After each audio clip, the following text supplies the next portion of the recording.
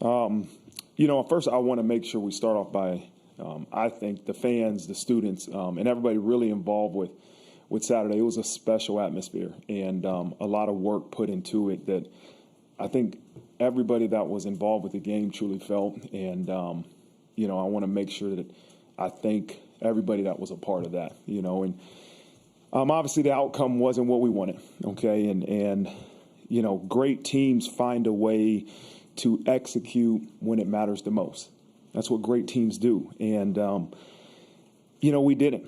We needed to execute at the end of the game, and we didn't. Ohio State did. And we have to learn from the critical mistakes we made in that game as a football program and use it to help us improve as we move forward. We made too many mistakes that ended up costing us a victory versus a great opponent like Ohio State. I mean, they were a great team. And we had chances to win that game, and they executed, and we didn't when it mattered the most. And so credit to them and their coaching staff. But this game didn't come down to just one play. And there's multiple plays all over the game that, we have to learn from. We have to be better. You think of the 4th and 1 situations on offense. We got to convert because we're going to continue to go for those, right? The percentages of success, that is a mindset that I have, and we have to be able to execute. And then, in turn, we have to be able to make our field goals. We can't miss field goals, all right? And that's another important play that we have to make sure that we execute when we can. Can't give up a 60-yard touchdown run. We got to continue to tackle in the open field at a higher rate.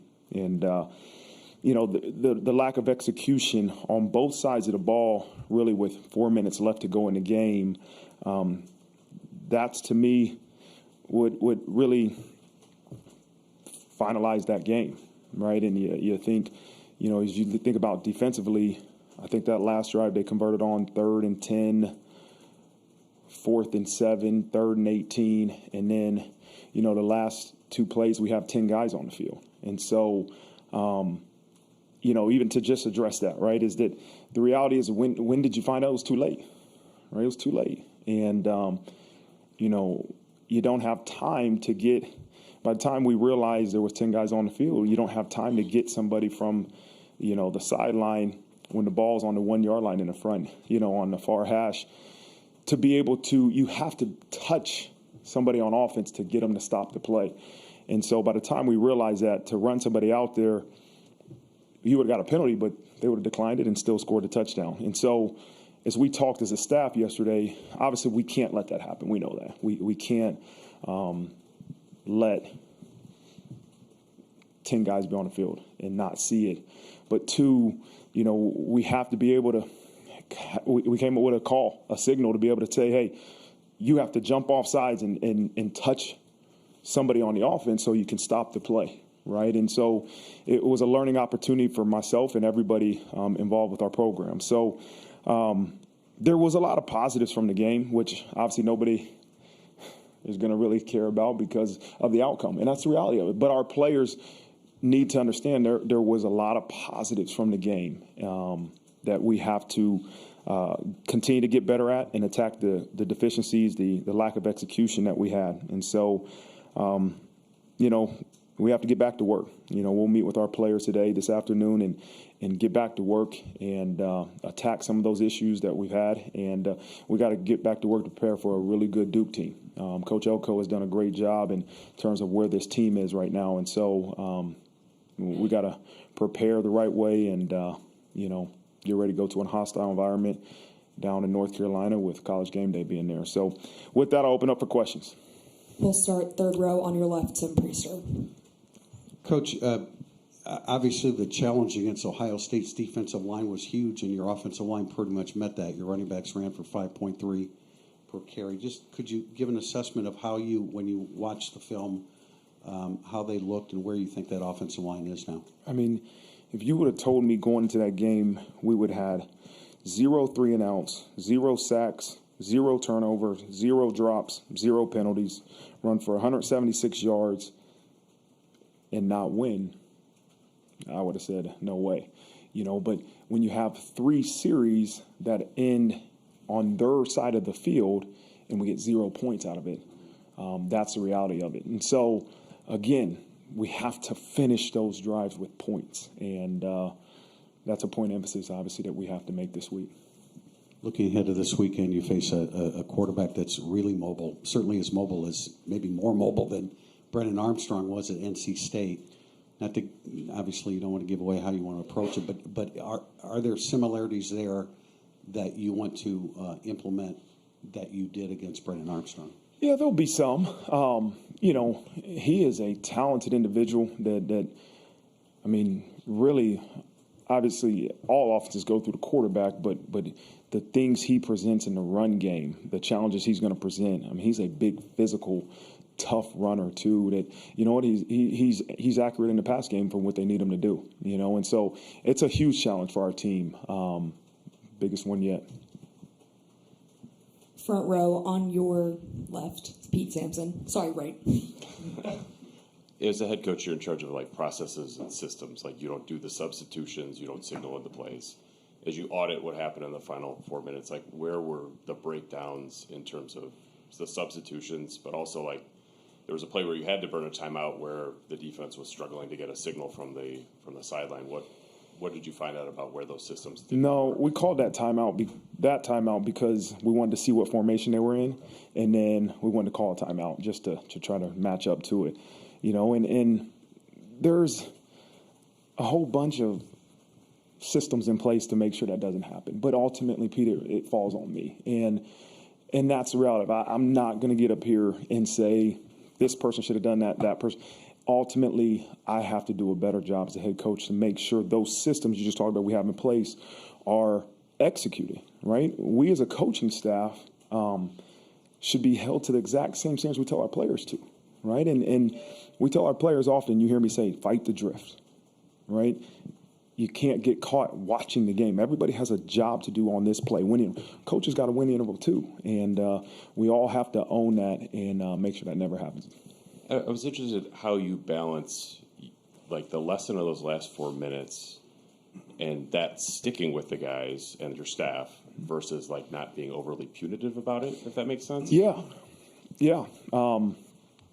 As I said, Pete, there's a lot of positives that you have to make sure that you see them and you encourage your staff and the players about how well they did for a great portion of that game. But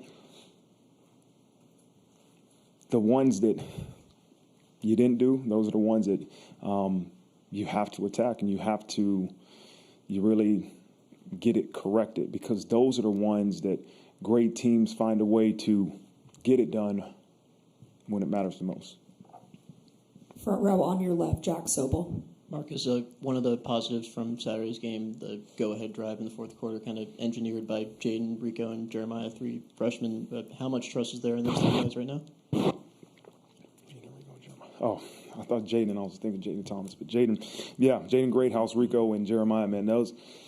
Again, I think I've said this before. It's a credit to our recruiting staff and the evaluation by our coaches of high school talent, and 2 of those guys came in early from really good high school programs, and 1 came in the summer. And so that misconception of you got to come in the winter to play early is wrong. But those 3 guys were well prepared when they got to Notre Dame and have done a great job. And then on the depth chart this week, noticed that there was a change at holder. Is that something you identified in the operation that was an issue? No, it was something. It's a comfort for Spencer. When we worked it in practice, and ultimately he felt a little bit more comfortable with Bryce being a holder, and that's why we changed it. Second row on your right, Sean Stiers. Hey, Marcus, specific to Rico, we saw a lot of him. I think his snap count was probably the highest of the season. Was that, opponent-specific? Do you expect to see more of him going forward? Yeah, he just continues to improve. Both of those guys, Jaden Greathouse, I know Rico played a little bit more, but they continue to improve. And it's so good to see them get some of the rewards, right? And as I told Rico yesterday when I talked to him, I don't want the loss to overshadow, man, the improvements that you've made. And so just continue to do what you're doing and do it better, right? And that's what I told him. We don't need you to all of a sudden become a Superman, right? And and not take your classwork and the things that you're doing every day, but just continue to improve in practice, and he'll get those rewards in the games like he did on Saturday. And then you had that run, obviously, the first 3 games at the end of the first half with Sam, with the 2-minute drills and all that. And I realize you haven't had as much time the last 2 games, but you've had time at the end of the half with timeouts to use. So what maybe are sort of the benchmarks you're looking at there? That's a great one. You know, I often have a saying, right? You win or you learn. And last year at Ohio State, the very same situation happened. Okay, and on first down, we had 1 timeout. No, Ohio State, I think, had 2 timeouts. And first down, I wanted to take a shot, but it was miscommunication. We ran the ball. The second down, we threw it. And Ohio State had time to call timeout and still get possession. And I didn't want that to happen. They had 2 timeouts. I can't remember what happened, but I knew if we took a shot on the very first play, they could call timeout on second down and third down and still get the ball back. And so I didn't want to put our offense or team in that situation. And so that's where we made the decision, hey, let's just take a knee and take it in at half. Third row, far left, Pete Byrne. Marcus, this speaks a little bit to what Pete was asking you about, not wanting to be too punitive and kind of finding both sides of the coin here. I'm curious, do you have a sense where your team is mentally right now, whether it's anger, frustration, and then where do you want them to be throughout the week as they build towards Saturday? We haven't had a chance to meet yet. I've talked to a couple of them that, I think they've taken it personally in terms of as individuals. And you want that. I want every person on our team to take this loss personally, but everybody's accountable, but not everybody. No one person is responsible for it. So I'm going to get a chance to meet with them here at 2:40, and like I'm going to tell them, this game, it builds character, it builds resiliency. Like, you can put everything you have into your preparation for a game and still lose. And that's what they did last week. They put everything they had, coaches, players, and we still lost. And the pain of defeat, it's tough, right? It hurts you physically. You're sick, right, when you lose. And but in the midst of that pain, you got to own it. And you got to face it, and you got to attack it, and you got to go back to work, and you got to pick your head up. And you can't feel sorry for yourself. And you can't hope that somebody pat you on the back and say it's going to be okay. Like, we have to face the mistakes that we made and truly own it. And it is so hard to do, but we have to do it. And resilient people and people of character do that, especially during tough times. And so that's what I'm going to encourage them to do, and that's what we have to choose to do. We have to choose hard. I have a saying, we say choose hard. You're going to have to choose hard no matter how you feel right now and truly face the mistakes, attack them, and go to work. I don't want to go too far down the road, but your kickoff for Louisville's announced. You guys are going to end up playing 4 consecutive night games now. Does that at all? Oh, Yeah, that's true. Louisville's a night game? yeah. Okay. All right. With that in mind, does that impact your preparation over the next few weeks? Because you can kind of count on it now. Yeah, with the travel, you're adding the travel now. We'll get home from Duke around 3:30 in the morning, and so as I think to the following week for Louisville, we have to take that into consideration. I haven't put together the itinerary yet, the practice schedule and all those things, but we have to take that into consideration. That was one of those things we talked about from last year that I've learned. Like, every week truly isn't the same, and just because we're playing at night versus Duke and versus Louisville, you have to take in consideration when you get home. And so that will change a little bit of the practice structure, but it shouldn't be too much. Do you have the luxury of moving them back in the day with the academics, or is that not possible? No, you're not changing much with academics here. Third row on the right, Tim O'Malley. I'm still reeling from the night game reality as well right now for Louisville. But going back to Saturday night, Mitchell Evans, he's played a key role all year. breakout game, breakout performance for him. Obviously, he would be very much more remembered had the game ended differently. Where did you first see his journey that he could become, as Jared Parker says, we don't take him off the field other than when he had to miss the Central Michigan game? Yeah, I noticed it last year, right? And really in the bowl prep. I think I noticed it through the season, but all of a sudden Michael Mayer's not playing and Mitchell Evans, we are a tight end heavy, offense. And the bowl prep, to me, I noticed he can be the guy. And he played well in that bowl game, and he's played really well all year. He hasn't had the catches and the targets that he did this past Saturday, but he made some great catches and did a really good job in the run game, too. Take the injury hit here. Deion Colsey, is there an update on Deion Colsey's condition? Yeah, so he's going to get his knee scoped sometime this week. It is just, it's preventing him from really performing at the level he believes he should be at. So we're going to scope his knee this week. So he'll be out for a couple weeks. And then Jaden Thomas is questionable. He's just questionable right now with a hamstring strain.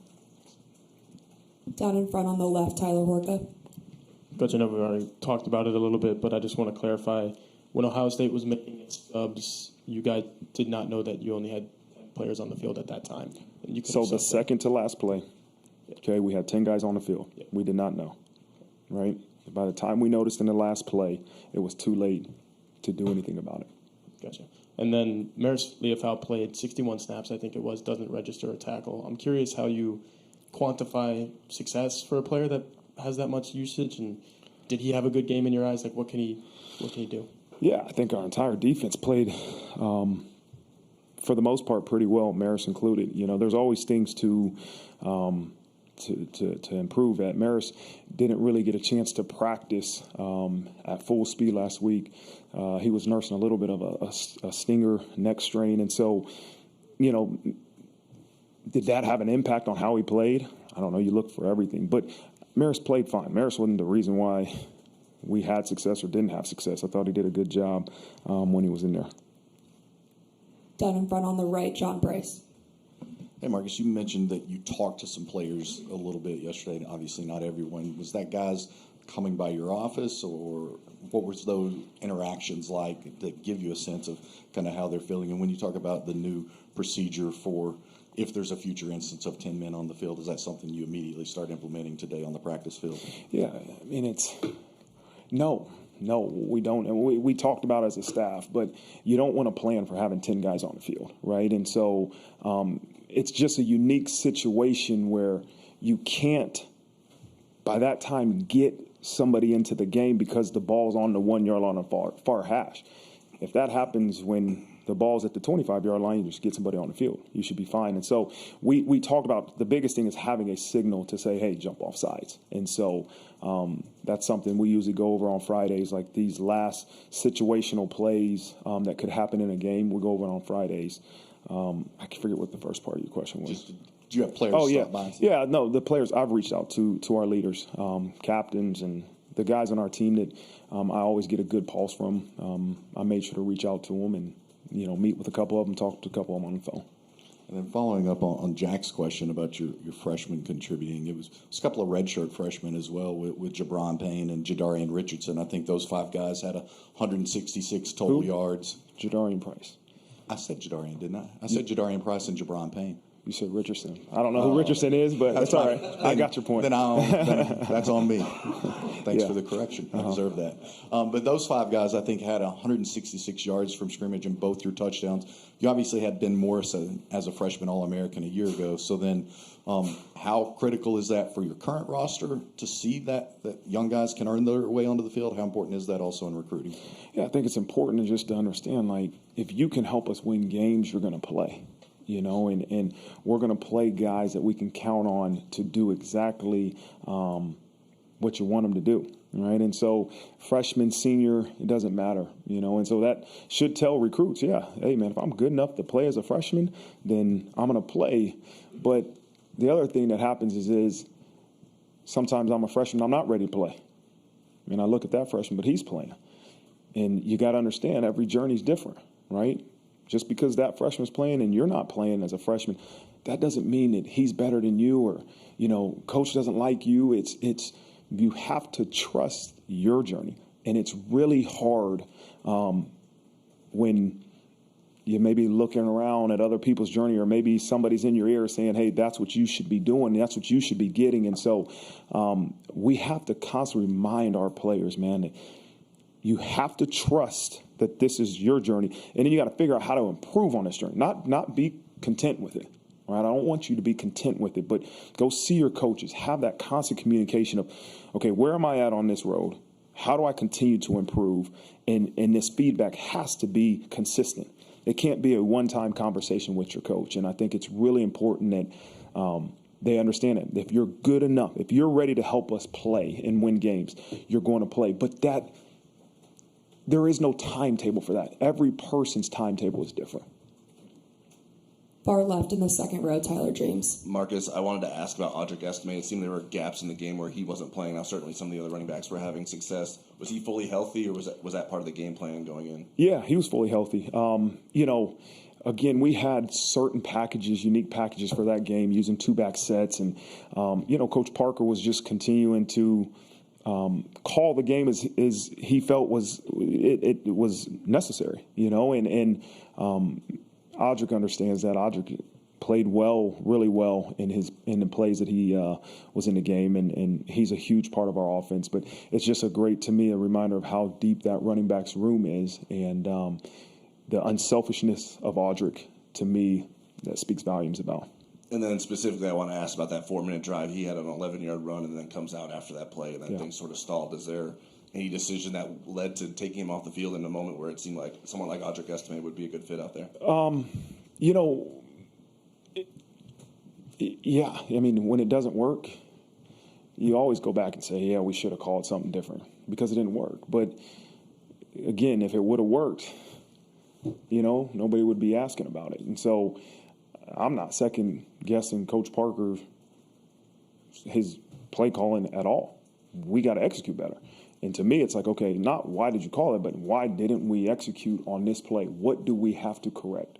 And there's multiple different people, right, that have to get things fixed on that drive that the offense had the ball with 4 minutes left. But it's not play calling. It's not the call that wasn't efficient. It was the execution of that play.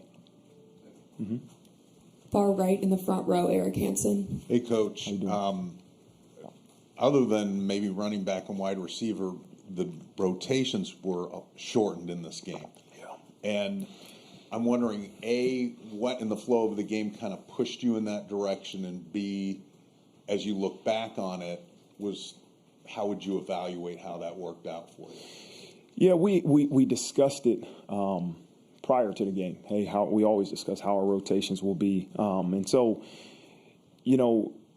there's a level of comfort you have as a coach in who's on the field versus a certain opponent or versus certain people, okay? And so that's why we made those decisions going into the game. And sometimes the flow of a game has that impact too, in terms of rotations. And so we always look to say, okay, how many plays can this person play and truly play at the level we need them to? And that's a constant evaluation that even we looked at after the game. Okay, hey, was this too many plays for this guy? Should this person have played more? How do we get that person in the game more? And so there's no perfect science for it, but it's a every week conversation that we have. And it probably wouldn't be one of your press conferences if I didn't ask you about pass rush. Mm-hmm.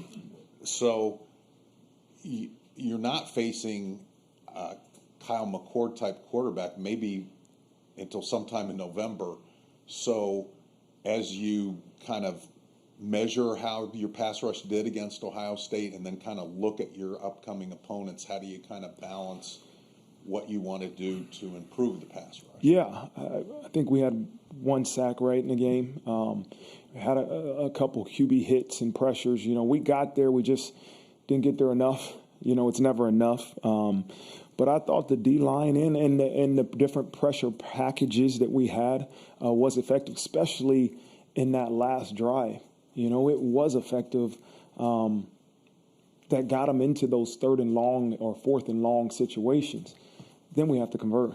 We have to convert defensively. All 11 guys have to convert on those long yardage situations. And so, again, we're always gonna try to improve, right? We're never satisfied. We're greedy people, and so do we got to be better at pass rush? Absolutely. Do we have to be better at pass defense? Yeah, and we're top something in the country. I don't know, top 2 in the country, and so we have to improve in all areas. Absolutely. Staying on the right in the back row, Drew Mintock.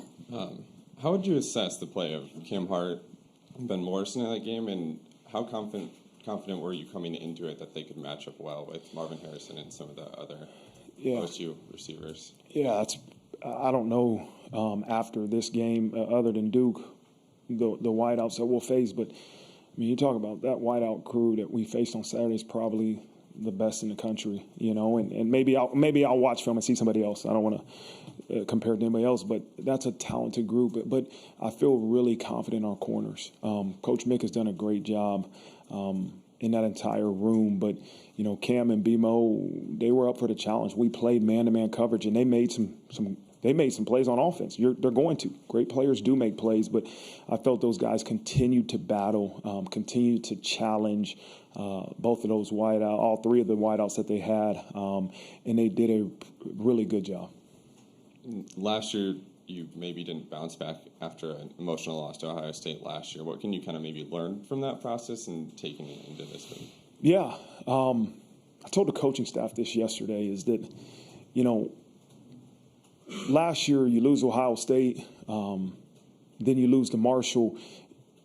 You don't know if you're ever going to win. You don't. Then you lose to Stanford, you're 3-3, and you're still trying to figure this thing out. Yesterday, you know, there was the emotion of we didn't play at our full potential, you know, and that's still what it's about, right? It's still about Notre Dame continuing to do what it takes in practice so that on Saturdays we play at our full potential. Yes, we have to game plan the opponent, but this is about us playing at the potential that we truly have. And so that is my mindset. It's not a sense of – I was angry yesterday because we didn't do that. We didn't do that on Saturday.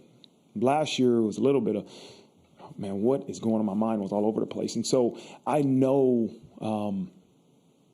we have a high ceiling as a football team. And it's our job as coaches to make sure we get our players to perform as close to that ceiling as we can. And so it's not a sense of panic. It's a sense of urgency to go get this team to continuously improve and to execute at the manner we need them to. Our last question will be on your right in the second row, Chuck Freeby. Mike Elko used to be a defensive coordinator here. His defense is playing very good football this year. What stands out to you about the Blue Devils defense? Yeah, he's always done a good job. I was at Kent State when he was at Bowling Green, and his defenses did a great job. I followed him at Wake Forest, followed him when he was here. His defenses have always been well coached. You know, the thing that you respect is how hard they play. They're aggressive. They play extremely hard, and they're sound. They're not exotic. They don't do crazy things on defense, but they play fast and they play hard, and they tackle well. And so I have a lot of respect for him as a football coach and the defenses he's been a part of. And so it will be a great challenge for our offense on Saturday.